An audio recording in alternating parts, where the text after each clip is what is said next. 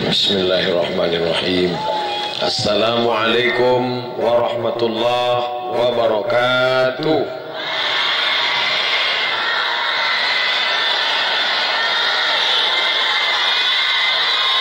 Bersyukur kepada Allah dengan mengucapkan Alhamdulillahi Rabbil Alamin. Berselawat kepada Rasulullah dengan ucapan Allahumma salli ala Sayyidina Muhammad wa ala ali Sayyidina Muhammad. Apa kabar? Sehat? Alhamdulillah. Ini santri laki-laki, santriwati perempuan, belajarnya di satu komplek ini. Dulu Ustadz waktu di pesantren, santrinya 1.800 laki-laki semua, tak ada perempuan. Melihat perempuan seminggu sekali, waktu hari Ahad Mudif, datang nenek-nenek nengok cucu, itulah kami nengok perempuan. Tapi karena jarang, walaupun seminggu sekali, nampak nenek-nenek cantik nampak. Makanya bersyukur kepada Allah bisa satu komplek, satu lokal campur juga laki-laki semua, tidak? Bagus kalian tidak melihat perempuan, karena kalau tiap hari melihat perempuan, nanti kalian hilang selera melihat perempuan. Ini sudah terbukti dalam penelitian. Mana contohnya? Perancang busana, koreografer tata tari, tukang gambar busana perempuan, setiap hari melihat perempuan, setiap hari dekat dengan perempuan, akhirnya tak berselera melihat perempuan. Dia kalau lewat anak gadis, dia cuek aja. Tapi kalau lewat anak lajang, baru dia naksir. Nama penyakitnya LGBT. Mudah-mudahan anak-anakku diselamatkan Allah dari LGBT. Tapi tidak semua LGBT ini jahat, ada juga yang baik. Masa ada yang baik, Pak Ustaz? Ada. Apa namanya? LGBT, laki gemuk bini tipis. Itu baik. Kalau kebetulan yang saya sampaikan ini sama, jangan tersinggung. Isi ceramah tidak ada niat menyinggung jamaah. Ini saya jelaskan dari awal supaya jangan ada dusta di antara kita. Ustadz yang terakhir tadi, masih ingat siapa namanya? Siapa namanya? Ustadz Fadil Rahmi. Dia ketua IKAT, bukan tali mengikat kayu kan? Itu dia IKAT, Ikatan Alumni Timur Tengah. Seluruh alumni dari mulai Yaman sampai Maroko, se-Aceh, beliau itu ketuanya. Jadi kalau kalian mau ke Mesir, catat nomor HP dia nanti. Beliau masuk pesantren tahun 1990, keluar 1996. Jadi berapa tahun jadi pesantren? 6. 90 masuk, 96 keluar. Saya masuk 93, keluar 94. Mana hebat? Hebatlah saya. Saya setahun aja. Tak tamat. Kalau ditanya, Ustaz dulu tamat pesantren? Enggak. Oh cepat betul setahun. Studi banding. Setelah sampai di Mesir baru menyesal. Kenapa? Sampai di Mesir 14 pelajaran Quran hadis, balaghah, nahwu, sharaf, tajwid, ulumul hadis, mustalah hadis, rijalul hadis, ulumul Quran, tafsir, bahasa Inggris, Quran 2 juz. Diktatnya 300 sampai 500 halaman. begitu dibuka Arab gundul semua. Sementara dulu di pesantren main-main tak serius. Ana Muhammadun Na'iman wasa'atu asrul walaihi kulluhu salamun wa bardun laisa fiha sautun ila sautul harik syarif. Itu pun tak hafal. Man jadda wajada, man salara zafira, man saro ala darbi wasala. Itu pun tak hafal. Main-main akhirnya tidak tamat pesantren, tapi karena nasib sampai ke Mesir. Hari pertama sampai di Mesir, masuk kelas, syekhnya hidungnya mancung, pakai sorban, torbus, pakai jubah 2 lapis, di dalam putih, di luar hitam. Assalamualaikum. Waalaikumsalam.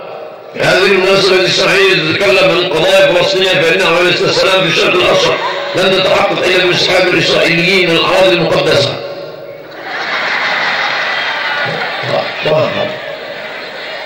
Tak tertangkap telinga entah apa yang dikatakan Syekh. Macam kumur-kumur aja. Barulah menyesal. Coba kalau dulu serius belajar di pesantren. Coba kalau dulu saya tengok diktat muqarrar kawan saya bersih, bukunya bersih. Buku saya macam sarang laba-laba. Semua produk diterjemahkan. Yang tidak diterjemahkan wa sama semua. Allah ini diterima. Oh, tengok macam pohon beringin, akar. Malu kita ditengok, dikasih baris. Gara-gara apa? Gara-gara dulu belajar tidak serius. Kawan saya baca muqarrar enak aja, baca diktat enak aja. Saya sebelah kiri muqarrar, sebelah kanan kamus Al-Munawwir. Lama belum buka dari baca lagi. Stres. Sampai mau terjun ke sungai ini. Mau balik ke kampung malu. Dulu waktu berangkat udah potong kambing. RT RW diundang semua. Mau terus belajar di Al-Azhar berat. Kitabnya bahasa Arab. Bosannya ngomong macam kumur-kumur. Mau terjun ke sungai Nil takut mati. Akhirnya saya mengadu sama kakak kelas saya, bang, ya aku stres aku ini. Kata dia memang udah nampak, aku tanda-tandanya.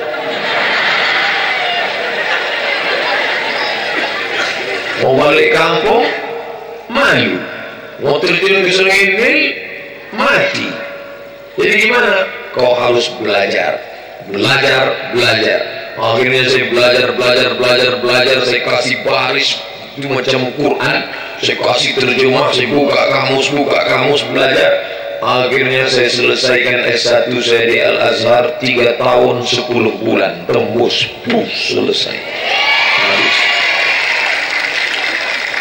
Tahun 98 saya ke Kairo, 99, 2000, 2001, 2002.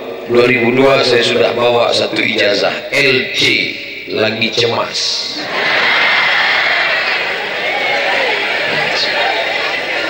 Jadi waktu itu kami ada haji ke Makkah sambil kerja. Dari Kairo naik bis 6 jam ke terusan Suez.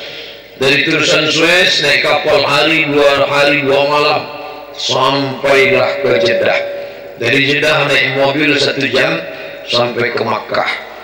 Cerita itu dikemas oleh kawan saya dari Yogyakarta, namanya Ustadz Agung Irawan, dalam sebuah novel bestseller berjudul Haji Backpacker. Padahal aslinya haji gelandangan. Hotel tak ada, rumah tak ada, tidur di Masjidil Haram.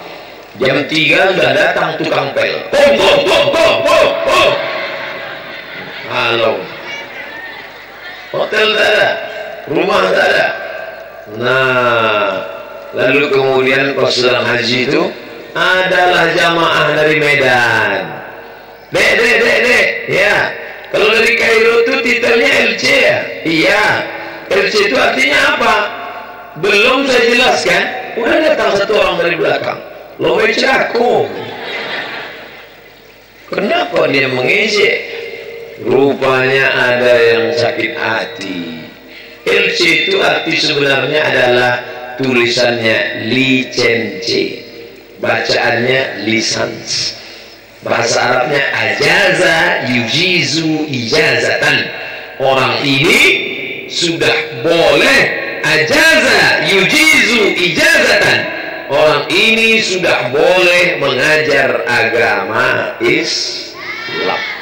Tapi tak cukup sama LC, harus MA. Maka saya carilah beasiswa. Kata kawan saya waktu haji, "Man," dia tak panggil ustaz, panggil mat aja. Waktu itu belum menjadi ustaz lagi. "Man," ya, nanti kita S2 ke Baghdad.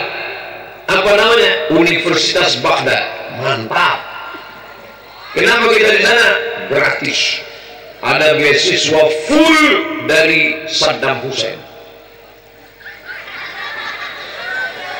Saya pun sudah siap-siap. Pokoknya nanti kita S2 di Baghdad. 2002 saya tamat. Pas mau berangkat ke Baghdad, datang George Bush. Di bomnya Baghdad rata dengan tanah. Makanya yang paling benci saya di dunia ini George Bush. Mudah-mudahan neraka jahanam tempat dia. Tak jadi saya S2 gara-gara dia. Akhirnya baliklah saya kuliah ke Malaysia. Dari negeri 1000 menara ke negeri 1000 makcik. Makcik-makcik di sini. Di Malaysia saya kuliah di UKM, University Kebangsaan Malaysia. Kenapa tidak di UIA? Kenapa tidak di UM? Kenapa tidak di UITM? Kenapa masuk UKM? Karena di situ bisa ngutang. Mudah-mudahan ceramah saya tak didengar di UKM. Tapi tak lama saya di UKM. Karena selama di UKM itu saya selalu mencari searching www.google.com. Yang saya tulis beasiswa.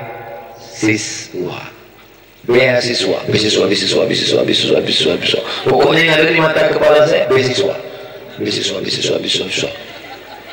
Ada satu negara memberikan beasiswa, namanya Royaume du Maroc, Kingdom of Morocco, Kerajaan Maroko.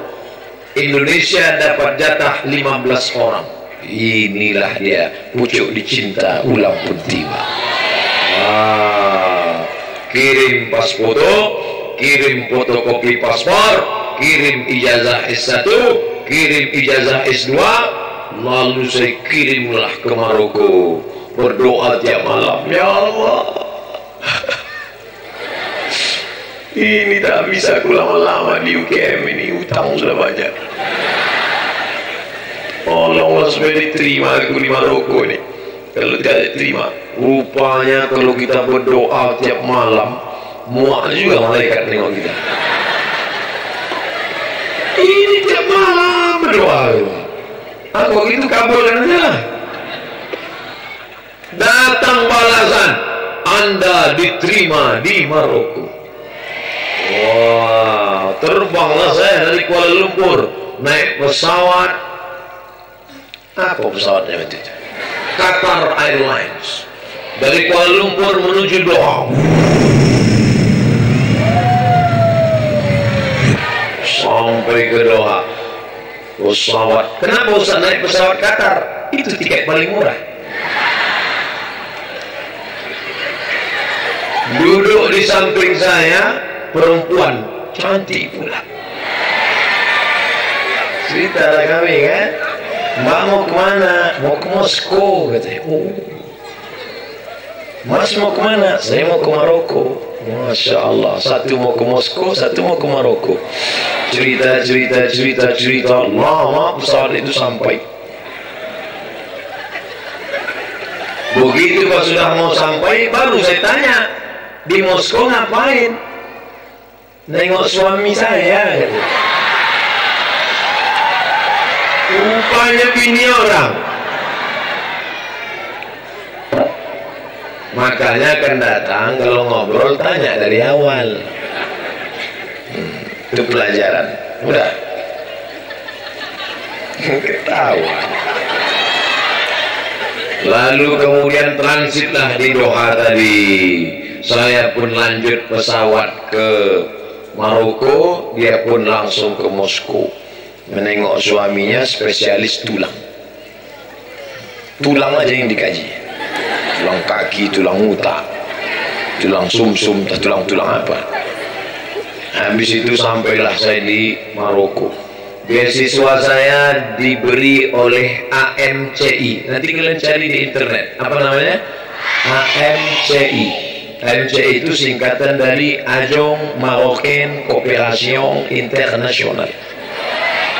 Sebuah lembaga dari United Nations, Persatuan Bangsa-Bangsa, memberikan beasiswa untuk anak-anak seluruh dunia. Indonesia dapat jatah 15. Kalau tidak lulus 2 tahun, diusir dari asrama, out. Main usir-usir aja dia, mentang-mentang duitnya banyak. Akhirnya saya belajar. Saya selesaikan S2 saya setahun 10 bulan, putus. Selesai, putus. Habis itu saya bawa ijazah 2, LCMA. Lagi cemas mencari anak gadis. Udah kuliah tapi tak nikah, belum nikah. Selama kuliah di Mesir itu 4 tahun, 99, 2000, 2001, 2002, tak pernah saya pacaran walaupun sekali. Kalau tak percaya tanya sama Ustaz Fadil. Tak pernah kan Ustaz kan? Pernah. 4 tahun saya kuliah tak pernah. Kenapa Ustaz tak pacaran? Tak dapat.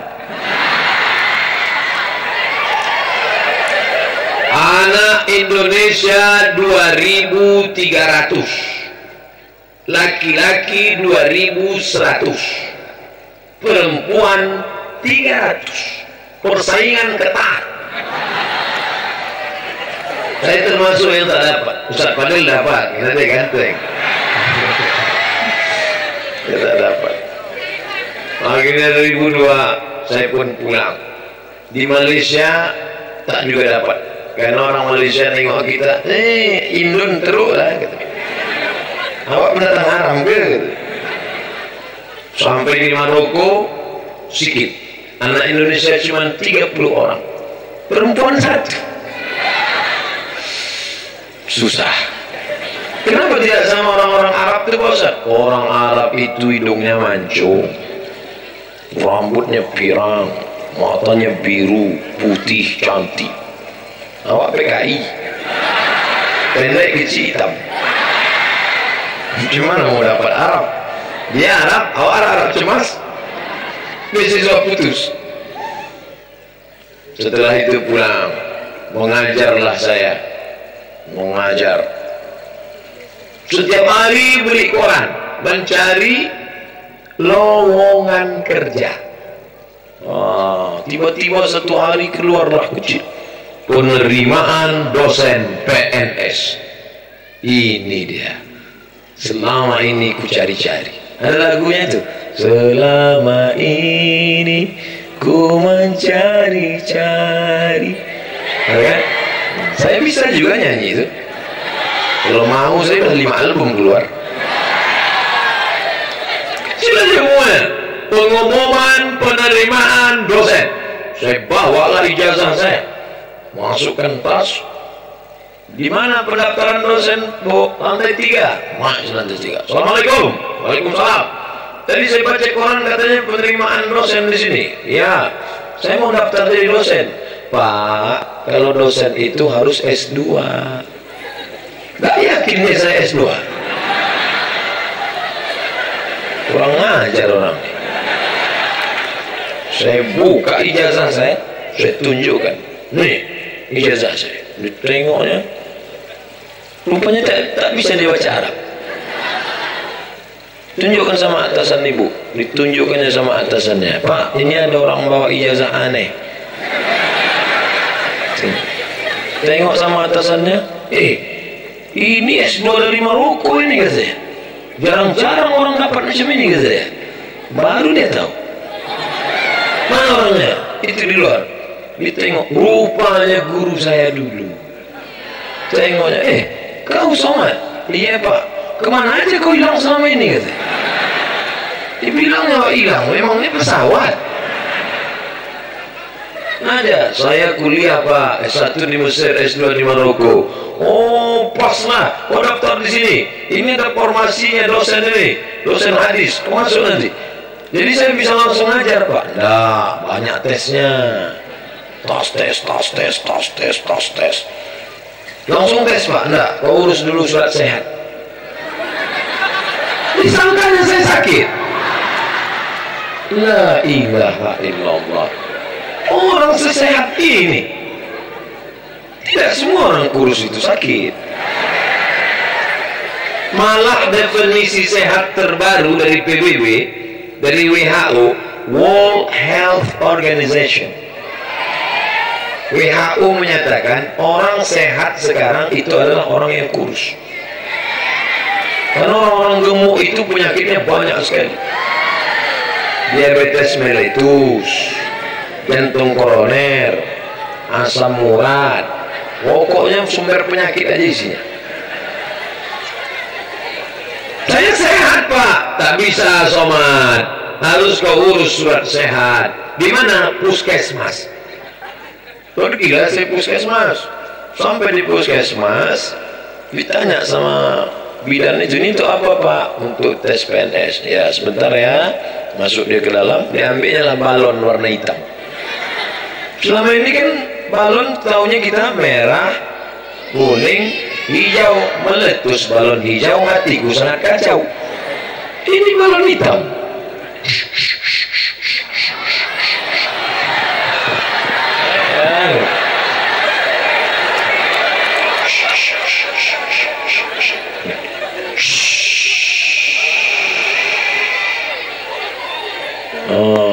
Normal. Waktu itu jantung saya tak normal, lain detak. Kalau jantung normal itu kan detaknya.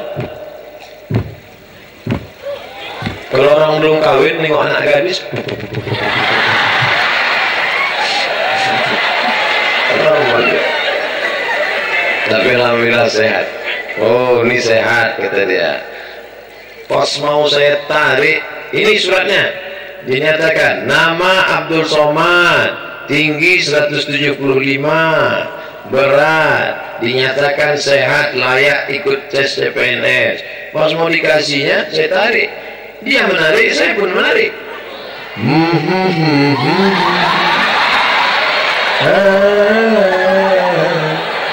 Saya heran, kenapa tak dikasihnya? Saya sangka dia mau main-mainkan saya. Rupanya bayar.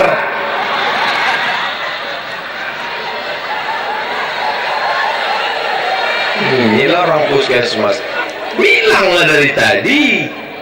Berapa? 25.000. Jelek muka perawat itu saya tengok.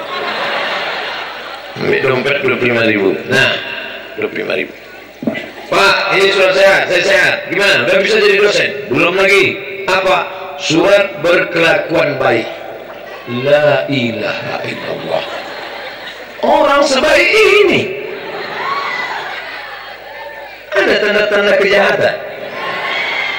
Mana ada? Primus, pria muka soleh. Dibilangnya kita tak baik. Tidak bisa begitu Somad. Kau harus pergi ke kantor polisi. Di atasnya ada tak polisi? Tak tahu kalian kan? Karena Pak Polisi ke pesantren pakai baju ustad. Saya pun salah sangka tadi. Rupanya Pak Kapolres. Di atasnya ada Pak Kapolres, ada Pak Dandim. Mereka tidak pakai baju tentara, tak pakai baju polisi. Nah, masuk saya ke kantor polisi, mengurus surat bahwa yang bernama Abdul Somad tidak PKI, tidak terlibat tindakan kriminal, tidak pernah pakai sabu-sabu narkoba, tak pernah pakai lem kambing.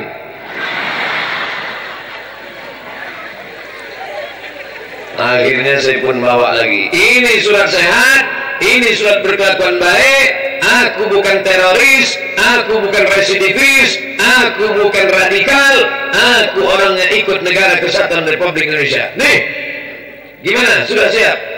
Baru seleksi berkas. Jadi lulus, berkas lulus. Terus ada lagi tes. Memang hidup ini penuh dengan tes ternyata. Dulu waktu mau ke Mesir tes, sekarang mau jadi pegawai tes juga. Makanya adik-adik anak-anakku kalau di pesantren ini nanti tas tes kalian wajar. Bahkan nanti sampai di kubur pun kita ada juga tes nih. Pas masuk kubur ada interview. Cuman pertanyaannya tak susah. Marabbuka? Mungkar nakir. Tapi tak usah dijawab, tidak usah dihafal dari sekarang jawabannya. Yang kalian jawab, man rabbuka? Allah. Man nabiyuka? Muhammad. Ma imamuka? Al-Quran. Ma kitabuka? Al-Quran. Jangan dihafal. Nanti kau tak sembahyang. Oh, udah hafal aku semua. Itu hanya bisa dijawab dengan istiqomah. Itulah mengapa kalian diajak sholat berjamaah di pesantren ini. Istiqomah. Apa tesnya lagi? Ini namanya tes TPA. Kalau TPA kecil lah. Saya sangka TPA Taman Pendidikan Al-Quran. Rupanya tes potensi akademik 200 soal. Bahasa Arab 50, bahasa Inggris 50, tes psikologi 100. Bahasa Arab, kita lama di Arab. 4 tahun di Mesir, 2 tahun di Maroko. Berapa tahun Ustaz di Arab? 6. Nah, kalau cuma lama di Arab, entah lebih lama Pak Ustaz. Bahasa Arab insyaAllah. Bahasa Inggris? Bahasa Inggris dulu kan pernah belajar bahasa Inggris. Oke. Cuman yang ini yang agak susah. Yang 100 soal ini. Tono, Tini, dan Tony menjaga warnet. Tono menjaga di waktu sore karena pagi dia di kampus. Tini menjaga di waktu pagi karena sore dia aja kerja lain. Tini dan Tony tidak bisa bekerja sama karena pernah pacaran. Jam-jam berapa saja mereka bisa bekerja sama di warnet? Apalah pertanyaan. Aku kuliah di Mesir, habis di Maroko. Balik yang ditanya Tony, Tini, dan Tono. Harus menjawab 200 soal dalam 2 jam. 2 jam 60 menit kali 2 120. Yang mau dijawab 200. Berarti satu soal tidak sampai 1 menit. Dia mau ngerjain kita. Dia ingin waktu kita dihabiskan oleh Tono, Tini, dan Tony. Saya tahu itu kerja dia. Nah kan begitu saya baca susah, saya tinggalkan.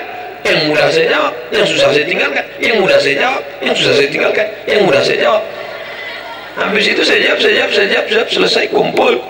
Begitu selesai, saya keluar. Kawan saya tengok semua megang kening. Saya tanya, kalian kenapa? Tak bisa kami jawab. Kawan, aku 200 ku jawab semua. Kok bisa?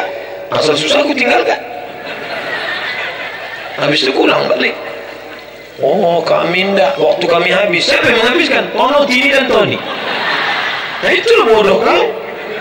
Sekolah tinggi-tinggi habis waktu karena Tono, Tini, dan Tony. Keluar pengumuman. Calon yang lulus 200 soal, Abdul Somad. Lulus saya? Belum tahu deh. Wah. Gimana Pak? Udah bisa saya ngajar? Belum. Ada lagi tes lain. Tes apa? Namanya tes mengajar. Karena banyak orang berilmu tapi tak bisa ngajar. Menengok orang banyak menggeletar. Assalamualaikum warahmatullahi wabarakatuh. Tapi anak pesantren Az-Zahra tak mungkin. Karena mereka biasa latihan muhadharah. Awalan ayat nasrullah azza wa jalla alladzi qad atana ni'man katsiratan wa salatan wa salaman daimaini mutalazimaini ala nabi Muhammad sallallahu alaihi wasallam alladzi qad arja an-nasa min az-zulumati ila an-nur. Unwanu hadhihi al-muhadarah al-ikhlas. Ustaz kok hafal? Itu kerja saya muhadharah dulu. Pernah juga cabut berapa kali. Nah, lalu kemudian dilatihlah saya. Rupanya di lokal itu sudah disetting 10 laki-laki, 10 perempuan, ada pengawas, ada pengintai, ada penilai, ada penilik, ada pengintip, nggak apa-apa namanya.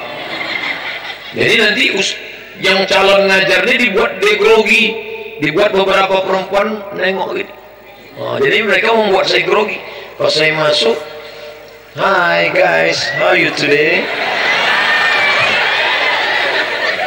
Tiba-tiba ada satu situ mahasiswi nengok saya terus. Pas saya tengok, dia tengoknya saya. Pas saya tengok lagi, tengoknya juga saya. Tengok, saya gini kan. Nah, itu saya pula mau dikerjainya. Mana bisa. Habis itu saya masuk, saya ngajar. Mahasiswa-mahasiswi sekalian, pelajaran kita adalah nama mata kuliahnya Ulumul Hadis. Ulumul Hadis ini di awal pertama kali oleh Imam Muhammad bin Idris Asy-Syafi'i, meninggal tahun 241, dalam kitab namanya Ar-Risalah. Imam Syafi'i memanggil seorang muridnya bernama Rabi' Al-Muradi. "Ta'al ya Rabi', sini, tulis." Akhirnya Rabi' menulis kitab, itulah kitab tertua dalam bidang usul fikih namanya Ar-Risalah. Disitulah cikal bakal ilmu Ulumul Hadis. Tapi waktu itu belum lagi matang. Lalu kemudian dimatangkan oleh Imam Ar-Ramah Hurmuzi kira-kira 200 tahun setelah itu. Tapi dia belum sistematis, dibuat secara sistematis oleh seorang ulama besar bernama Imam Ibnu Salah dalam kitab Muqaddimah Ibnu Salah. Gimana Pak? Waktu sudah habis, keluar kata. Nah, gimana? Lulus. Jadi udah bisa ngajar? Belum. Banyak betul tesnya. Apa lagi tesnya? Tes terakhir menghadap guru besar. Oh, tadi saya disebut protokol guru besar. Itu tak betul. Karena saya tak besar. Berat tak sampai 50 kilo. Pernah saya masuk ke hotel, di kamar ada timbangan, saya naik. Kok udah 52? Rupanya sepatu. Guru besar itu profesor. Profesor itu sama macam kita. Guru besar, guru juga dia, cuman badannya besar. Nanti menghadapi 3 guru besar. Masuklah. Besok datang on time. Saya memang on time. Dari awal saya on time. Besok datang jam 8, jam 7.30 saya sudah datang. 7.30 saya tengok-tengok tulisan-tulisan di dinding. Visi misi UIN mewujudkan budaya agama menjadi tuan rumah negeri Melayu se-Asia Tenggara, mendidik masyarakat muslim yang religius, agamis menjadi baldatun thayyibatun. Oh, itu dia. Habis itu dipanggil peserta nomor 003. Dia tak panggil nama lagi, nama kita udah dirubahnya jadi 003. Masuklah saya. Siapa nama saudara? Abdul Somad Pak, 003. Mau apa? Saya mau tes jadi dosen Pak. Nanti kalau sudah jadi dosen, apa visi misi Anda? Visi misi saya ingin mewujudkan masyarakat yang religius, agamis menjadi tuan rumah Melayu 2020 menjadi maldatun thayyibatun warabun wafur. Dia tak tahu, saya baru baca di dinding. Itulah pentingnya kalau kita pergi-pergi, apa yang tertulis di dinding itu kita baca, termasuk yang di dinding nih. Tablik Akbar bersama Ustadz Abdul Somad. Ada gambar Kiai, gambar Ustadz Fadil, tapi gambar saya paling besar. Gak patut disebut guru besar, gambarnya besar. Dah, nanti kalau Anda jadi dosen, apa yang Anda lakukan? Saya akan nulis buku Pak. Betul Anda akan nulis? Ya, bukunya saya tulis. Nah, itu yang adik-adik lihat di internet, banyak buku saya tulis. Dah, masuk ruang satu lagi. Masuk ruang satu lagi, dia tanya. Coba miring ke kanan. Coba balik ke kiri. Saya balik ke kiri. Oh, Anda tidak cacat. Rupanya ada namanya tes kesamaptaan fisik supaya tidak cacat. Makanya kalian bersyukur anak aku. Karena kalau lama di pesantren kalian insya Allah tak cacat. Coba kalau di luar, pasti kalian minta motor. Minta kawan tak punya. Minta orang tua pun tak sampai hati. Dibelikan. Pergi sana, pergi sana, pergi sana. Tambah dengan listrik mati. Knalpot disunat. Menggelegar saudara. Pas orang sholat maghrib. Di situ orang sholat maghrib, di situ kalian gas. Ghairil maghdubi alaihim waladdallin. Ada bapak-bapak yang latah situ mampus. Amin. Apa tuh mati. Di pesantren kalian terjaga. Bersyukur alhamdulillah. Terjaga fisik kalian. Ternyata anda tidak cacat. Ya Pak, alhamdulillah. Suruhnya saya duduk. Ditengoknya bibir saya. Anda merokok? Tidak, kata saya. Serius anda tidak merokok? Tidak Pak. Kenapa bibir anda hitam? Saya hitamnya bibir hitam lah. Mungkin kita hitam bibir putih. Ada-ada aja bapak ini. Tapi tak saya bilang gitu dalam hati saya. Anak-anak pesantren Az-Zahra selamat karena kalian tak merokok kan? Kenapa perempuan yang menjawab?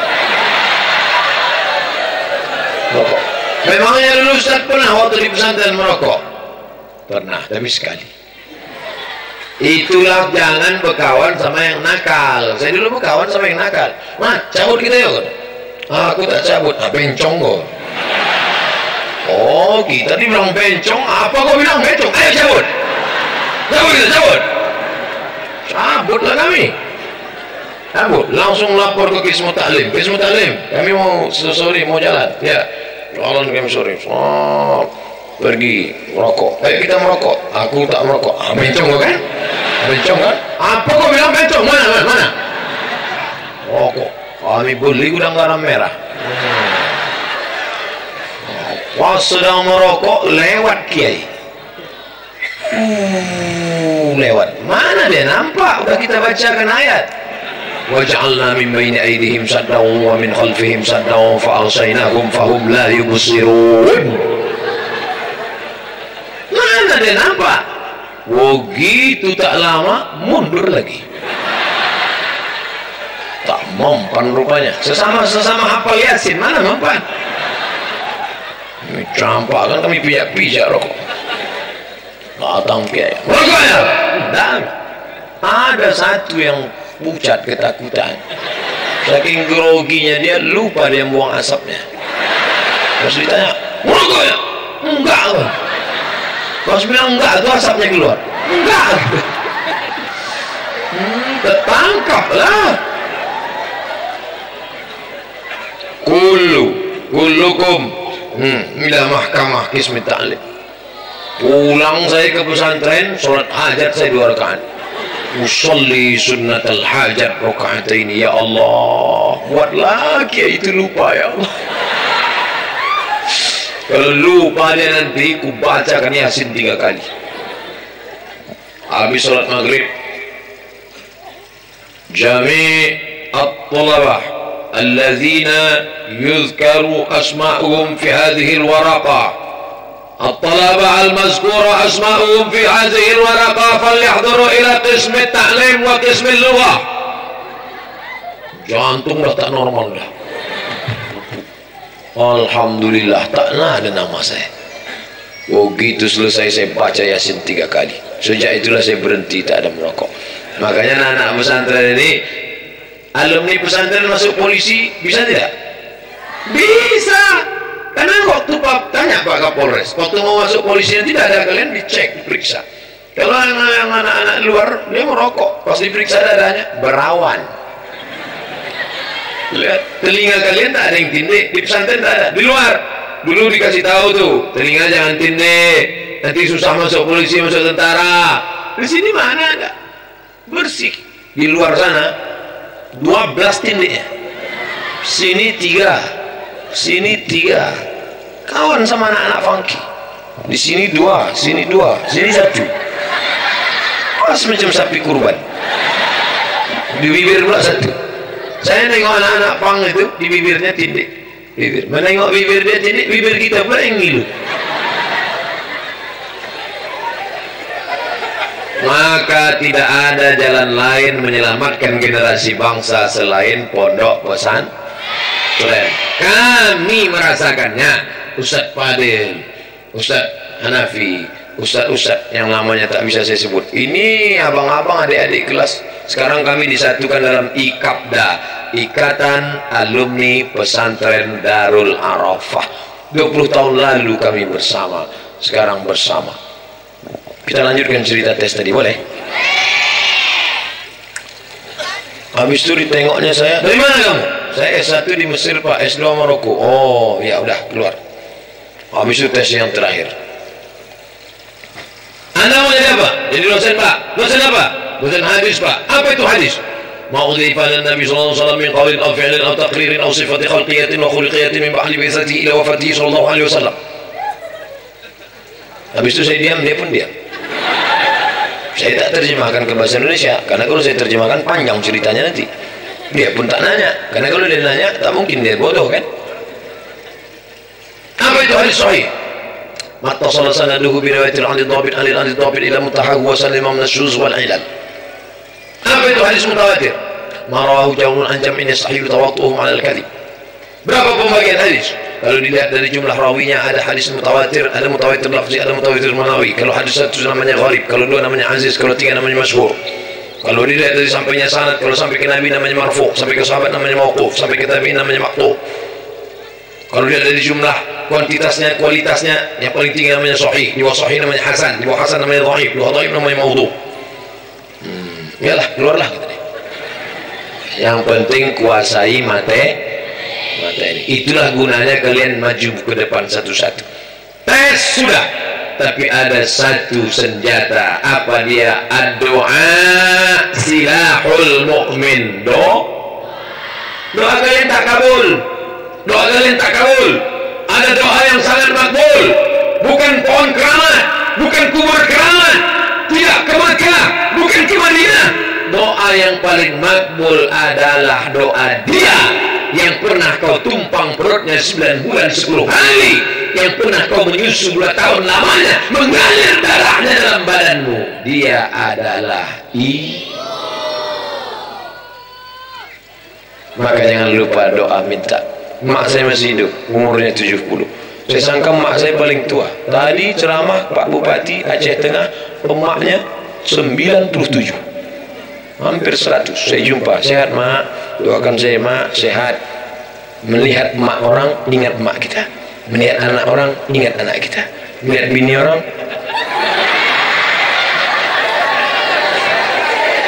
oleh sebab itu maka maka jangan kalian lawan ibu. Jangan kalian lawan ibu. Ibu tuh makin panjang umurnya, makin tua cakapnya makin banyak. Maka jurus menghadapi emak orang tua adalah diam. Apapun kata dia nanti diam. Anggap aja dia rusak. Kalau kalian tak tahan, beli earphone, masukkan. Dengarkan lagu-lagu. Tapi yang kalian dengar lagu religi, jangan lagu-lagu dangdut, lagu religi.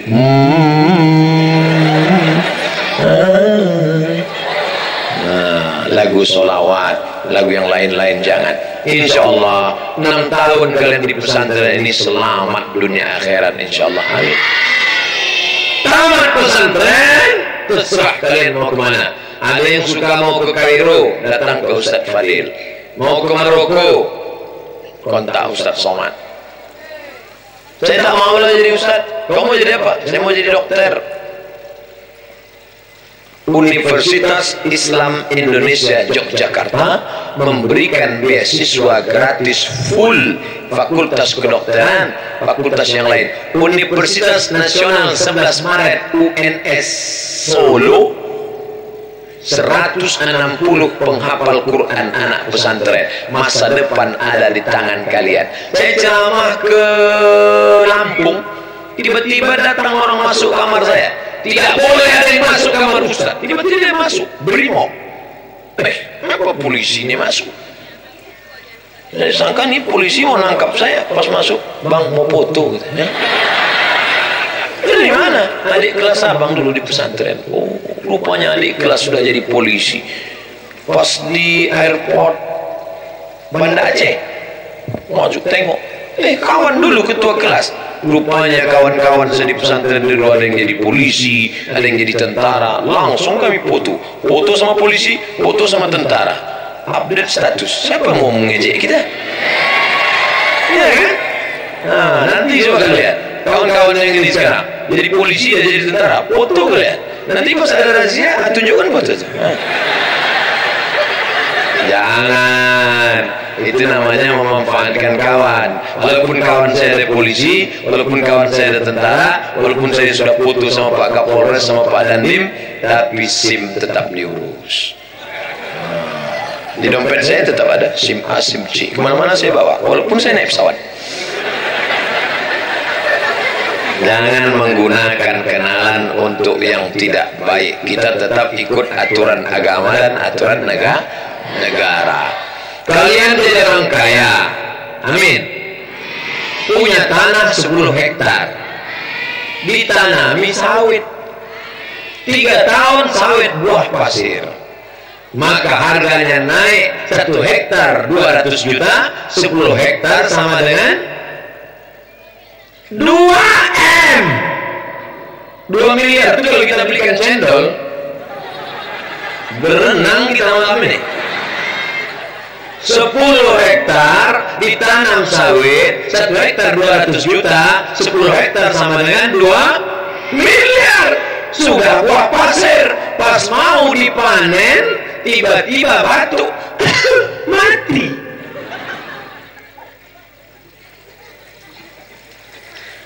Yang meninggal perempuan. Ustaz nggak enak ceritanya. Setiap orang yang meninggal itu pasti perempuan. Oke, kalau gitu kita buat yang meninggal laki-laki. Meninggal bapak, berapa jatah perempuan? Maka sawit yang 2 M tadi dibagi menjadi gono gini. Apa arti gono gini? Kau gono, aku gini.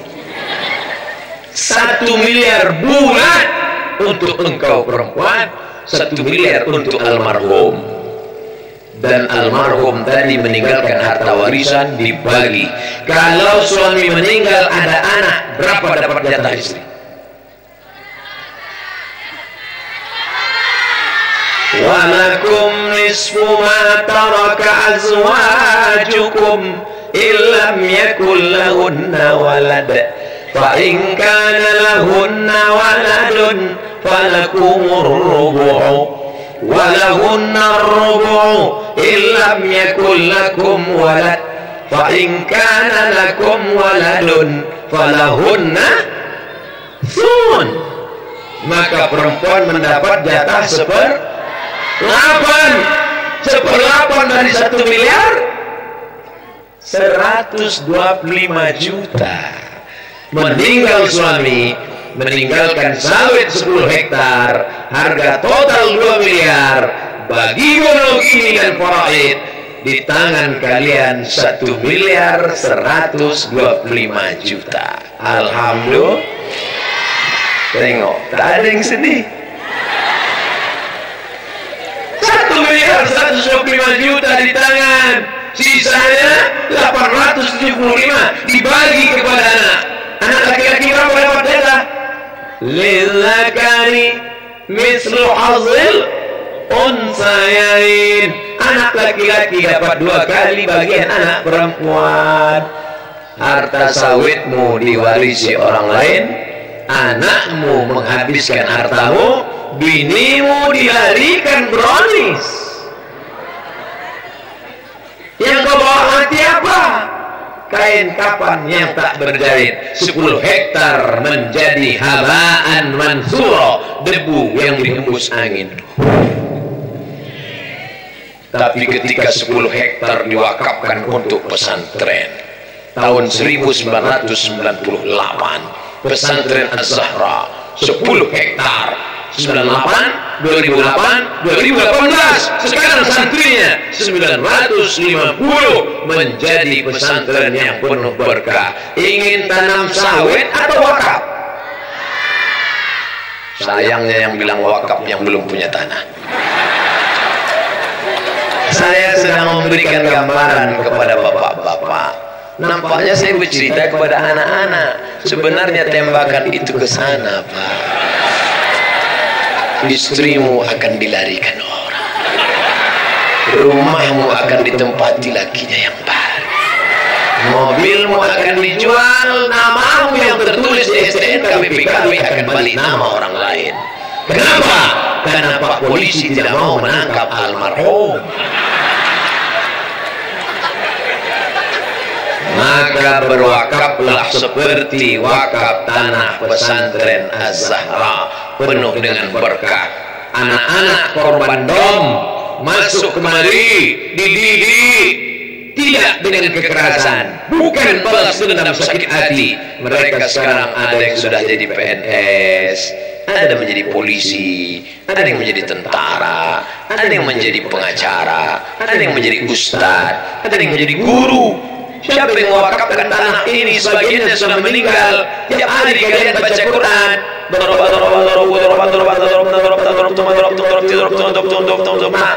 mengalir pahalanya ke makam macam tetesan embun di tengah gurun pasir yang panas kering. Lama sudah saya ceramah, tapi baru inilah ceramah di depan air terjun.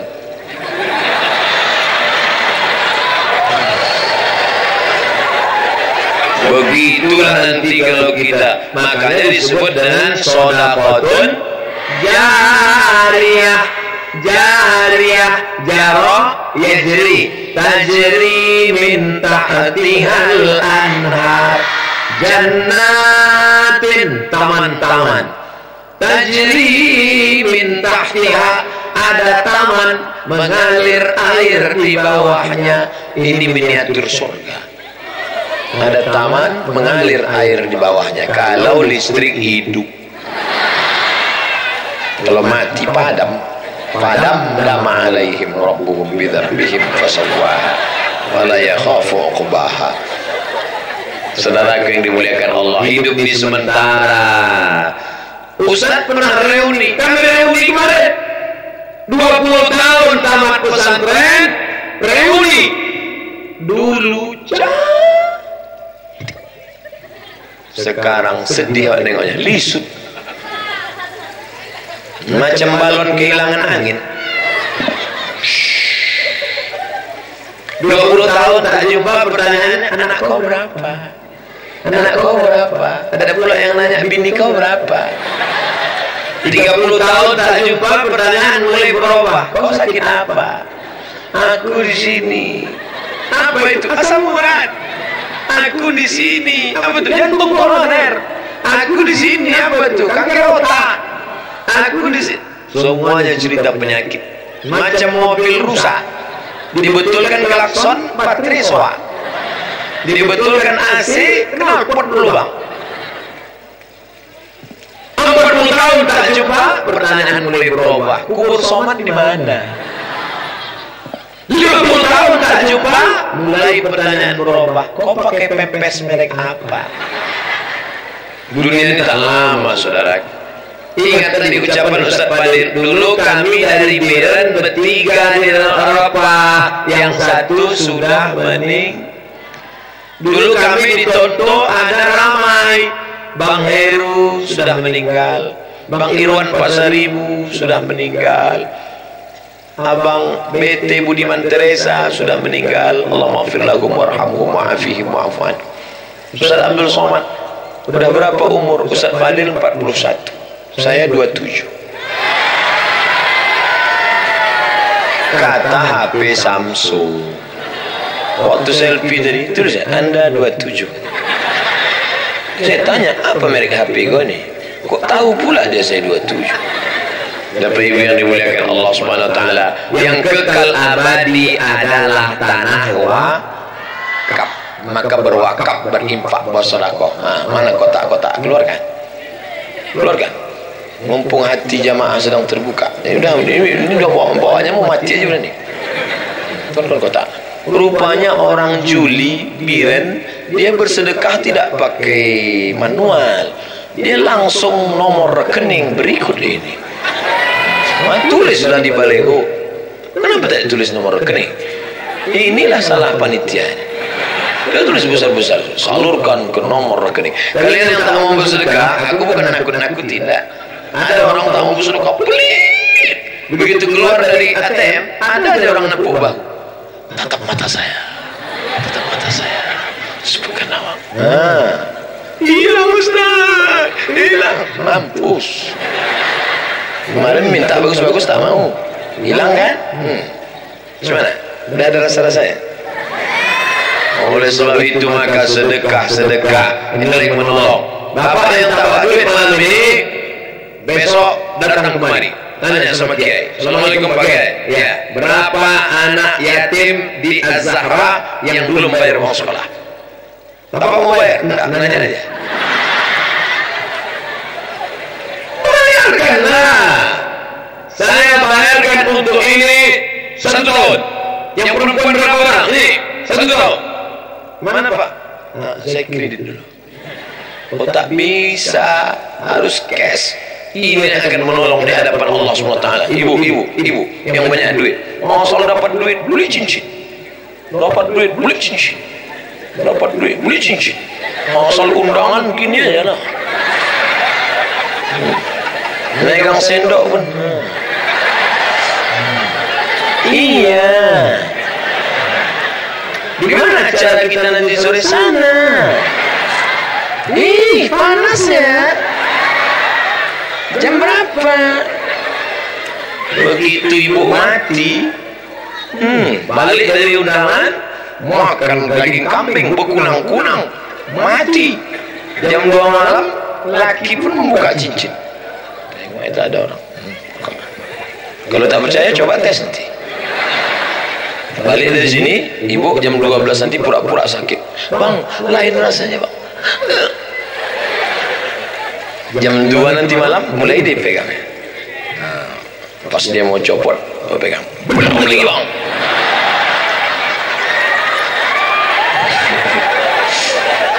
Ustaz ini Ustaz provokator ini. Tadi katanya suami mati, sekarang istri pula. Saya bukan nakut-nakuti, saya real. Yang saya ceritakan ini true story. Kisah nyata ini. Ustaz Somad, kakak kami itu pelit, zakat tak mau, sedekah tak mau. Gelangnya, rantainya, cincinnya secuci tangan penuh. Kalau dia berjalan 20 juta di badan. Dari mulai gelang kaki, kalau berjalan kerincing. Begitu mati Pak Ustadz, gelang rantai sumbang anting, giginya pun pakai emas. Asal jumpa sama orang, mana dia sekarang mati? Gelang sama rantainya mana? Diambil lakinya apa? Modal kawin lagi. Tapi jangan gara-gara ini nanti bapak sama ibu tak mesra lagi. Besok pagi ibu nanya, bang, abang kemana? Dia tanya. Itu rupanya tujuan kau nengok surat tanah kemarin ya. Bapak ibu yang dimuliakan Allah Subhanahu wa Ta'ala, maka inilah yang kekal abadi. Malam ini kita tidak melihat mana orang Jawa, mana orang Minang, mana orang Sunda, mana orang Banjar, mana orang Bugis, mana orang Melayu, mana orang Aceh, mana orang Batak, mana orang Gayo. Tak disebut Gayo, tak perlu sebut karena dia tuan rumah. Santri paling banyak dari Gayo. Masya Allah. Kita tidak lihat itu semua karena kita diikat ikatan la ilaha illallah. Dia Islam benar. Dia Islam. Dia Muslim. Dia bukan saudaraku satu akidah, tapi dia saudaraku satu negara kesatuan Republik Indonesia. Maka kita jaga ukhuwah Islamiyah. Yang tak Islam, ukhuwah wataniyah, hubbul watan minal iman. Bukan hadis Nabi, kata-kata hikmah dari para ulama. Inilah yang akan menolong di hadapan Allah. Nanti ada yang mau jadi polisi, insyaallah, amin. Ada yang mau jadi tentara, insyaallah, amin. Ada yang jadi dokter spesialis, insyaallah, amin. ada yang jadi anggota legislatif insyaallah. Tak ada yang mau kecil aminnya. Amin. Perempuan yang mengaminkan tadi jangan lupa 30% jatah kursi legislatif untuk perempuan. Cuma nanti kalau kalian jadi anggota dewan, jangan laki kalian teror. Bang, mama udah jadi anggota dewan, tolong pel lantai, urus anak, mama sidang dulu, gak apa-apa. Jangan. Kalian tetaplah menjadi muslimah yang baik. An-nisa imadul bilad, perempuan tiang negara. Idza salahat salahatul bilad, kalau perempuannya baik, negeri ini menjadi baik. Betul. Kalau perempuannya rusak, negeri ini menjadi rusak. Di mana perempuan dididik menjadi perempuan yang solehah? Di pesantren Az-Zahrah. Tidak ada satupun anak pesantren Az-Zahrah yang pakai celana jeans. Coba yang di luar sana, celana jeans, baju hantu. Dipakailah celana sempit sampai menjerit paha. Tolong, tolong. Kaki kecil. Saya pun heran, gimana masuk ini kecil? Ini yang pakai oli yang masuk. Itu celana sempit namanya celana legging. Celana anak umur 8 tahun dipakai anak umur 18 tahun. Celana kependekan, baju kekecilan. Dokter sudah ngasih tahu jangan pakai celana sempit. Darah, peredaran darah tidak normal. Dipakainya juga, dipakai pula ke pasar pagi. Banyak tukang ayam salah potong. Menganga tukang ayam itu potong. Datang kawannya, kau kaki yang kau potong. Dipakai celana gentle legging ke masjid, sholat maghrib. Atuk-atuk naik motor menengok masuk palet. Dan pikir atuk-atuk tak ada nafsunya. Oh, menengok anak gadis pakai celana legging, menetes air liur. Menengok bini di rumah, menetes air mata. Oleh sebab itu, Ustaz Somad tak mungkin ceramah. Tak mungkin saya pergi ke pasar pagi. Ya ayyuhal legging. Tidak ada cara mendidik anak perempuan selain memasukkan ke pesantren. Anak-anak pesantren Az-Zahrah, coba tengok jilbabnya panjang. Di luar sana jilbabnya jilbab pasrah tapi tak rela. Belakang tertutup, muka terbuka. Di depan kasih pula kuning-kuning. Nanti anak kecil tanya, ma, rambut ante itu kok kuning? Kena kencing kuda. Maka didiklah anak kalian, bapak-bapak yang sudah memasukkan anak ke pesantren. Alhamdulillah. Yang belum memasukkan anak pesantren, daftarkan sebelum tanggal penutupan berikut ini untuk pendaftaran tahun 2019. Anak Pak Ustadz, anak saya laki-laki. Jadi insya Allah masalah jilbab ini tak terlalu susah. Anak sobat itu cuma pandai ceramah aja tuh. Jangan-jangan anaknya tak pakai jilbab. Anak saya satu semata wayang, buah hati belayan jiwa. Tapi kalau panjang umurnya nanti saya pinangkan sama santri-santri pesantren. Siapa yang tak senang jilbabnya panjang, kainnya panjang, tidak pakai celana jeans, hafal Quran pula, dokter spesialis. Masya Allah. Saya heran kalau ditanya, mau jadi apa? Jadi dokter. Mau jadi apa? Jadi dokter. Dulu saya tak tahu kenapa. Sekarang baru saya paham kenapa mereka mau jadi dokter.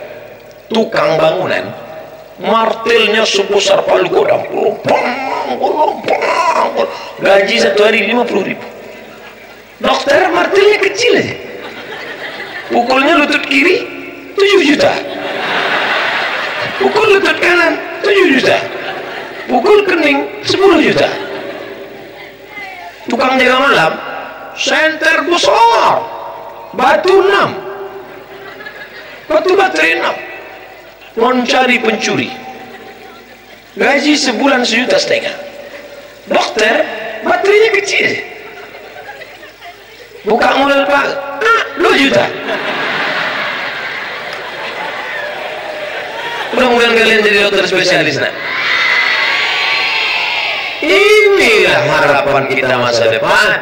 Nanti tahun 2020, 2030,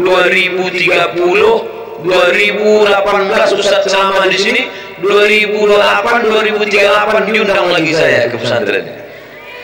Datang Ustaz Somad ceramah, tapi ceramahnya bukan acara pengajian begini, acara reuni akbar 40 tahun pesantren Az-Zahra. Masya Allah. Pas saya sedang ceramah, tiba-tiba turun helikopter. Siapa itu? Menteri.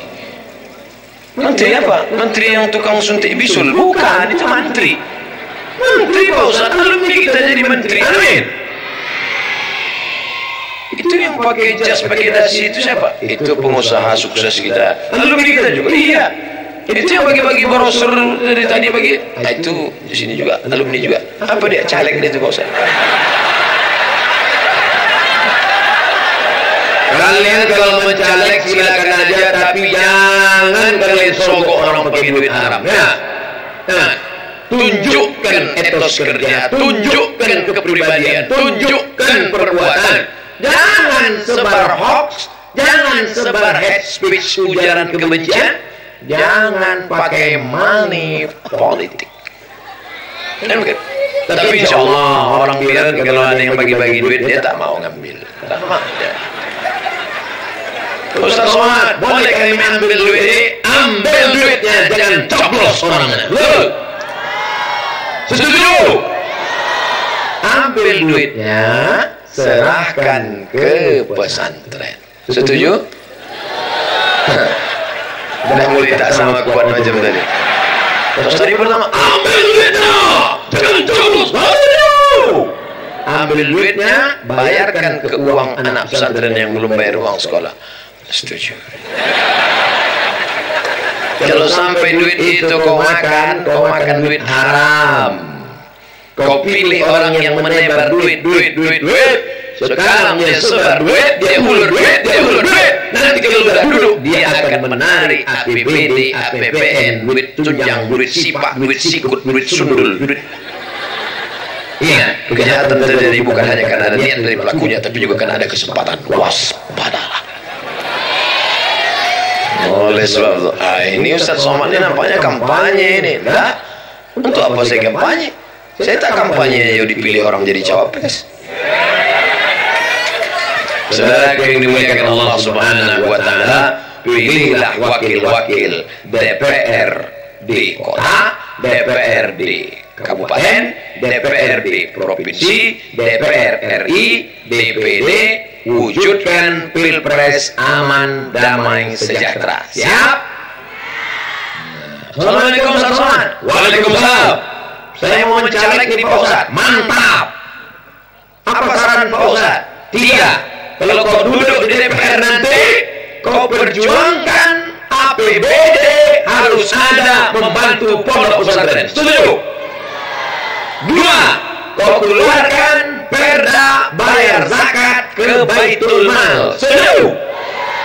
3. Masukkan pelajaran agama ke SMP dan SMA, karena pesantren sudah selesai, tapi anak SMP tak belajar agama. Masukkan 5 pelajaran: Quran, hadis, akidah, akhlak, bahasa Arab, sejarah Islam, fikih. Gurunya angkat dari alumni tamat pesantren, mengajar di SMP SMA. Gajinya dari mana? Honda. Honor daerah. Duitnya dari mana? APBD. Bupati tinggal berani mengeluarkan karena ada payung hukumnya. Yang membuat payung hukumnya siapa? DPR. Apa namanya? Perda, peraturan daerah. Yang mengangkat DPR siapa? Rakyat. Paham? Itu enaknya ceramah di pesantren, cerdas mereka. Cepat dia nangkap. Di tempat lain ngomong gitu, apa? Nah, bisa ulang lagi Pak. Aku kalau begini ceramah 2 kemungkinan. Kalau tak kau gila, aku mati. Bapak Ibu yang dimuliakan Allah SWT, maka inilah kesempatan kita. Tadi saya mulai ceramah jam 10 kurang 15. Sekarang sudah jam 11. Berarti saya sudah ceramah kultum, kuliah 75 menit.